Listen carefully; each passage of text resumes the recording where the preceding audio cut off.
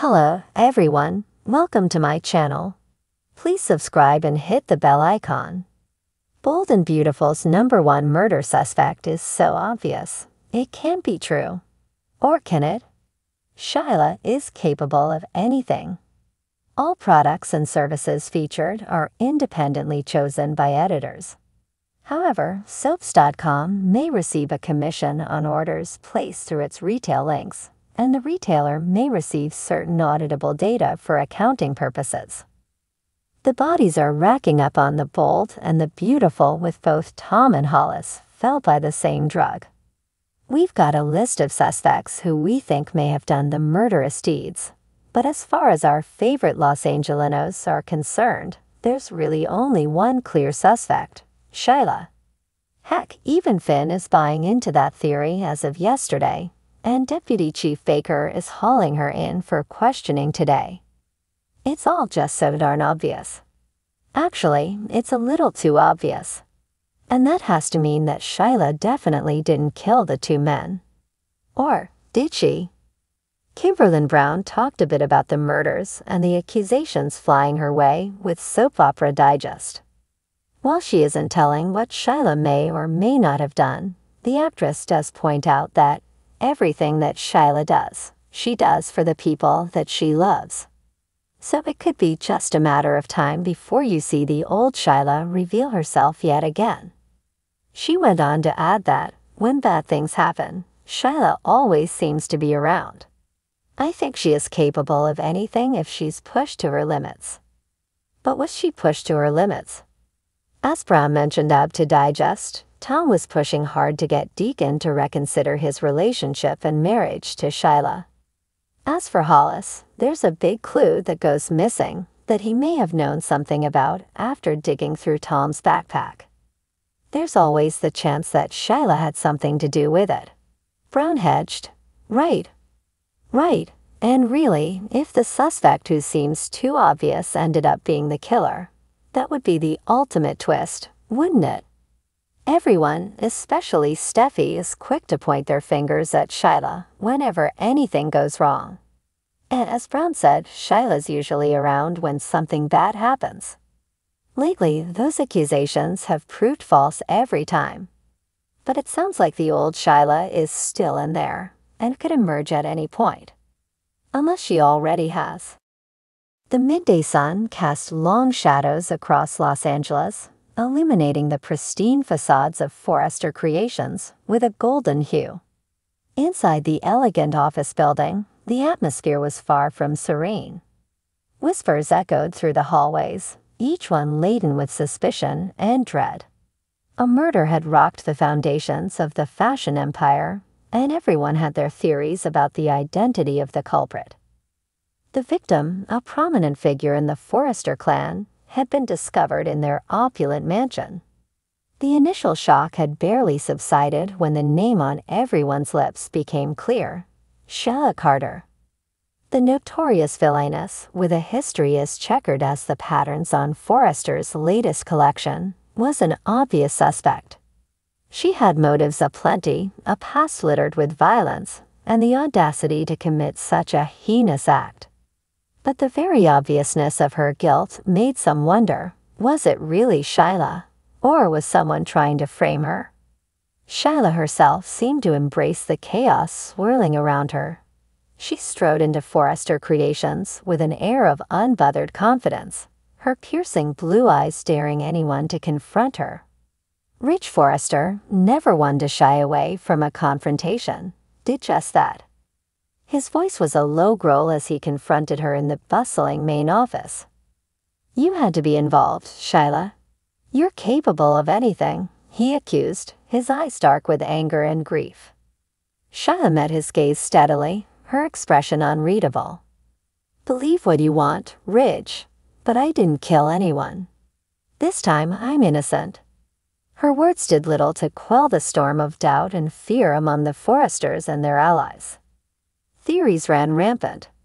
Brooke Logan, always quick to protect her family, had her own suspicions. She cornered Eric Forrester in his office, her voice a tense whisper. "Sheila might be a monster, Eric, But what if someone's using her reputation against her? What if the real killer is counting on us to blame her? Eric, the patriarch of the Forrester family, looked troubled. He had seen Sheila's malevolence firsthand, yet the possibility of a deeper conspiracy gnawed at him. It's possible, Brooke. But who would have the means and the motive to pull something like this off? As the days passed, the investigation deepened. Detective Sanchez, a seasoned investigator with a penchant for uncovering hidden truths, took charge of the case. He interviewed each member of the Forrester family and their associates, meticulously piecing together alibis and motives. "I know Sheila's past," he told Bridge during one of their tense meetings. "But sometimes the obvious suspect is a smokescreen for the real criminal. We need to consider every possibility." Meanwhile, Sheila found herself the target of relentless scrutiny. The press hounded her, sensational headlines branding her as the murderer. Her past sins were dredged up and paraded before the public, further tarnishing her already soiled reputation.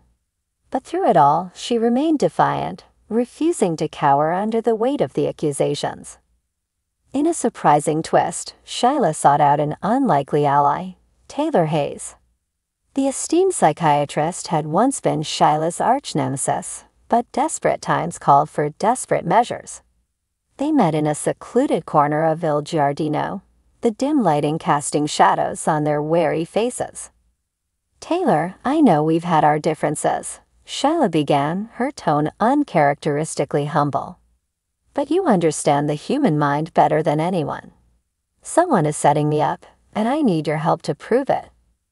Taylor regarded Sheila with a mix of skepticism and curiosity. "Why should I believe you? After everything you've done, why should I trust you now?" "Because," Sheila replied, her voice edged with desperation, "the real killer is still out there. And if they can do this to me, they can do it to anyone." Taylor considered Sheila's plea. Despite their turbulent history, she couldn't deny the logic in Sheila's argument. "All right, Sheila. I'll help you. But if I find out you're lying..." "I'm not," Sheila assured her. "I have nothing to lose by telling the truth." Together they delved into the tangled web of relationships and secrets that defined the Forrester family. Taylor's expertise in psychology proved invaluable, helping them to uncover hidden resentments and unspoken grudges. They discovered that several people had reasons to want the victim dead, each with their own dark secrets to protect. One evening, Taylor received a mysterious phone call. The voice on the other end was distorted, but the message was clear. "If you want to find the truth, follow the money." The call ended abruptly, leaving Taylor with more questions than answers. She shared the cryptic clue with Sheila, who immediately began to investigate the financial records of Forrester Creations. What they found was shocking, a series of clandestine transactions that pointed to someone within the company. The trail led them to an unexpected source, Thomas Forrester. Thomas, the prodigal son with a history of manipulation and ambition, had been involved in a series of secret deals that suggested a motive for murder. But as they dug deeper, it became evident that Thomas was not working alone. There was a puppet master behind the scenes, someone orchestrating the entire scheme. The revelation came to a head at a glamorous Forrester fashion show. Amid the glitz and glamour, tensions reached a boiling point. Sheila and Taylor confronted Thomas backstage, their voices barely audible over the din of the crowd. "Thomas, we know about the money," Taylor said, her eyes locked on his. "Who are you working with?" Thomas, cornered and desperate, finally broke down. "I had no choice. They threatened everything I care about.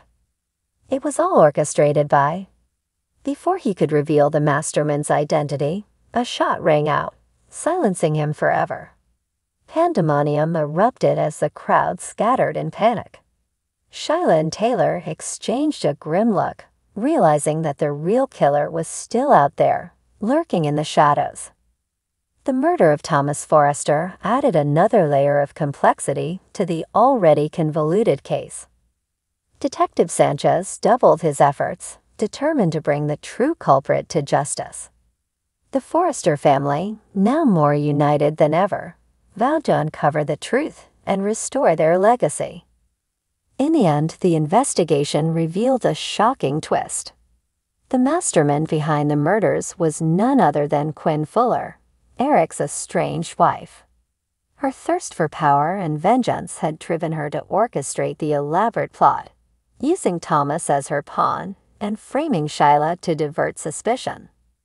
Quinn's arrest brought a sense of closure to the Forrester family, but the scars of the ordeal would take time to heal. Sheila, vindicated but forever marked by her past, left Los Angeles to start anew, determined to leave her dark legacy behind. As the sun set over the city, casting long shadows, once more, the Forrester family stood united, ready to face whatever challenges lay ahead. The memory of the murders would haunt them, but they had emerged stronger, their bonds unbreakable. And in the world of fashion and intrigue, they knew that the only constant was change.